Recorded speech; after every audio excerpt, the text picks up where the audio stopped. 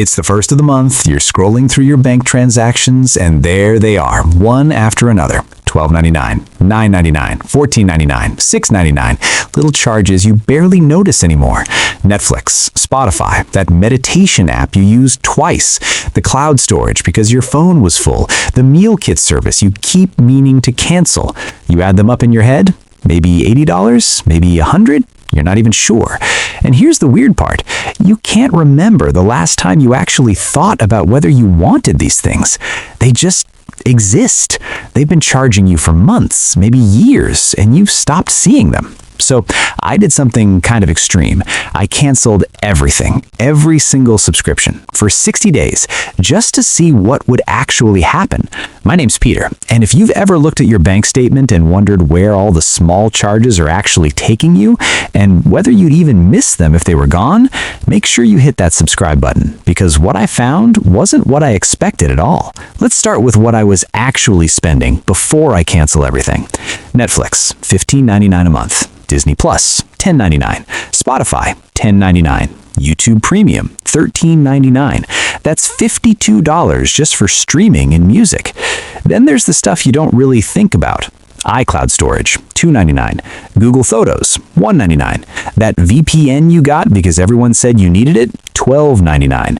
The password manager, $3.99. The meditation app, $14.99. The language learning app you've opened maybe 3 times, $12.99. We're at $102 now. That's $1,224 a year before we even get to the other stuff. Gym membership, $45 a month, even though you've gone maybe twice in the last 3 months. Meal kit service, $60 a week when you actually order it, which is maybe twice a month. That's another $120. The New York Times, because you read one article and couldn't finish it, $17. Amazon Prime, $14.99. You're at about $300 a month, give or take. That's $3,600 a year on subscriptions. And here's what's crazy. Most of these felt justified when you signed up. The gym membership was going to motivate you to work out. The meal kit was going to save you time and help you eat healthier. The language app was going to make you bilingual. Each one made sense in isolation, but you're paying for the person you wish you were, not the person you actually are. So I canceled everything. Cold turkey. Every subscription, gone. For 60 days. The first week was weird. Friday night rolls around, you're tired from work, you want to watch something, you open your laptop, Netflix is gone, Disney Plus is gone. You can't just scroll and zone out. And for about 10 minutes, you're just sitting there, kind of annoyed, feeling like you made a stupid decision. Then you realize you have books you haven't read.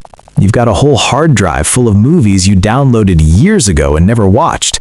You've got a library card that works with an app that has free audiobooks and movies. You watch one of those downloaded movies. It's fine. It's the same as Netflix. Same couch, same screen.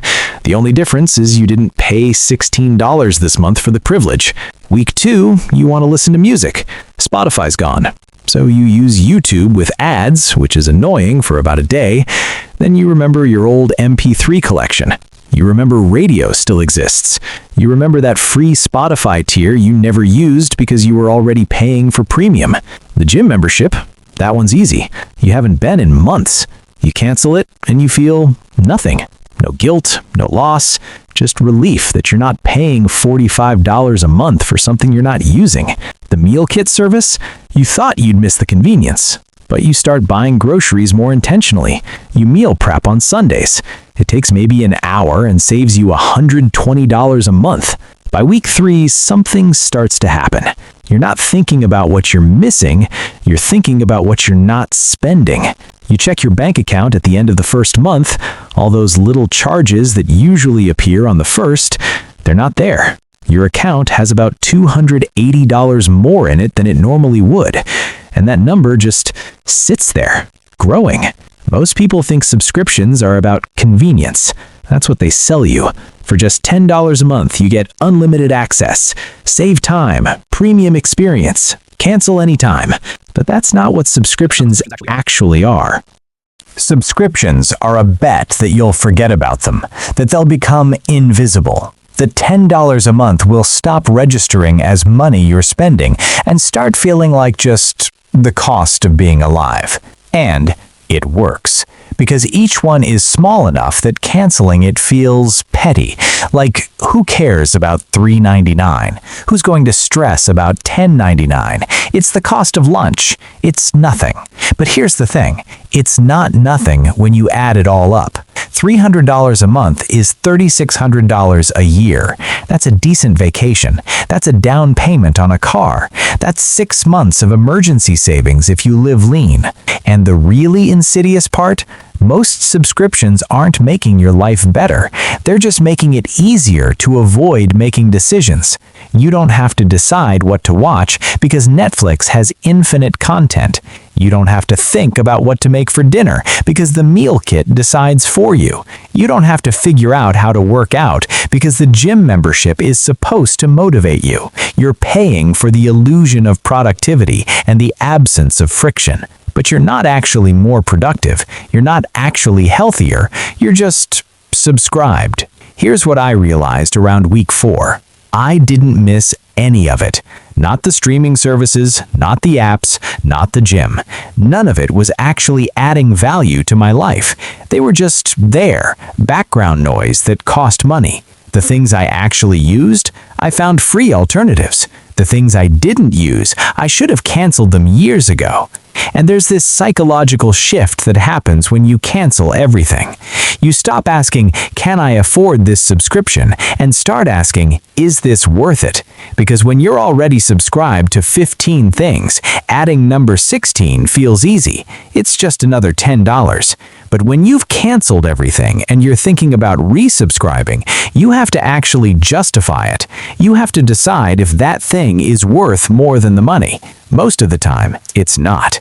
So, let's run the actual math on what those subscriptions cost over time. $300 a month in subscriptions. That's $3,600 a year. Over 5 years, that's $18,000. If you invested that instead, with modest returns, you'd have around $20,000. Over 10 years, you're looking at $50,000. Over 20 years, over $150,000. That's not a typo. Your Netflix subscription and your gym membership and your meditation app that you never use, over 20 years, they cost you the price of a house down payment. And here's what makes it brutal. Subscriptions are designed to make you feel like you're getting value even when you're not using them. You keep Spotify because I might want to listen to music. You keep the gym membership because I'm definitely going to start going again next week. You keep the meal kit service because I should be eating healthier. You're paying for potential, for the person you might become. And that person never shows up because the subscription existing doesn't actually change your behavior. Meanwhile, you're sitting there at 2 a.m. staring at your bank account, wondering why you never have money saved, wondering why you feel stressed about money even though you have a decent job. And you're not seeing that it's the subscriptions, it's the 15 little charges that feel like nothing, but add up to everything. So here's how people with actual financial clarity think about subscriptions differently.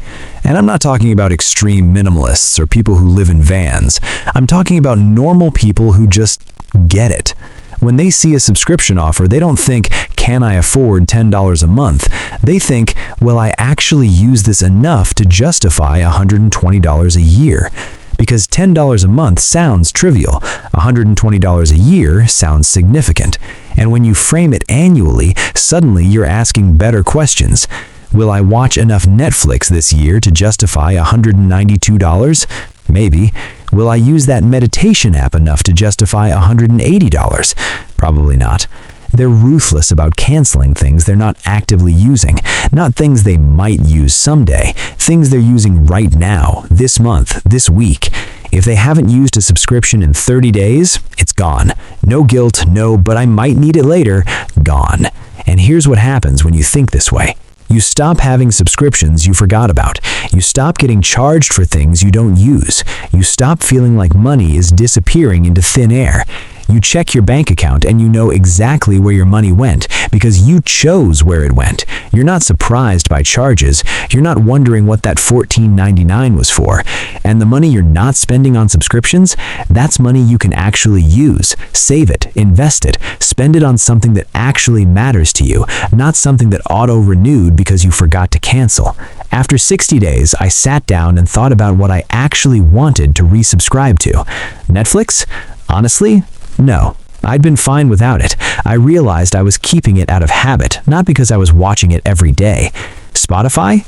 Yeah, I resubscribed to that one. I use it constantly, every single day.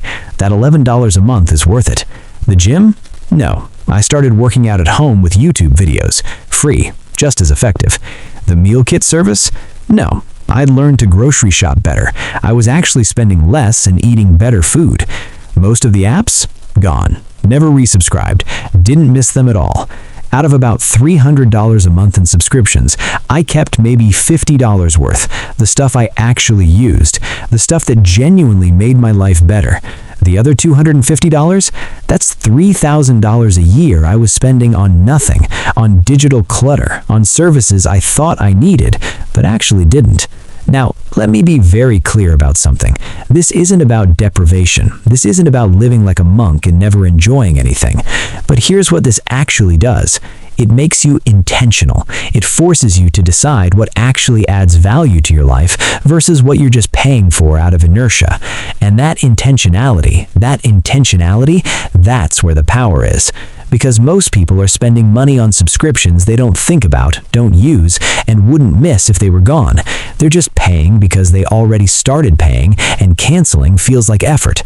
But when you actually stop, when you cancel everything and start from zero, you realize how little of it mattered, how much money you were burning on services that were supposed to make your life better, but were really just making your bank account smaller.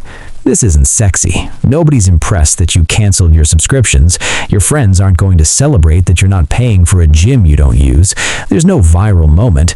It's boring. It's unsexy. It's just financially intelligent. But here's what this actually does. It gives you breathing room, real breathing room. That $250 a month you're not spending on subscriptions, that's $250 you can save, invest, or spend on something that actually matters to you, not something that auto-renewed while you weren't paying attention. So here's the thing about subscriptions. They're not actually about the services, they're about the system.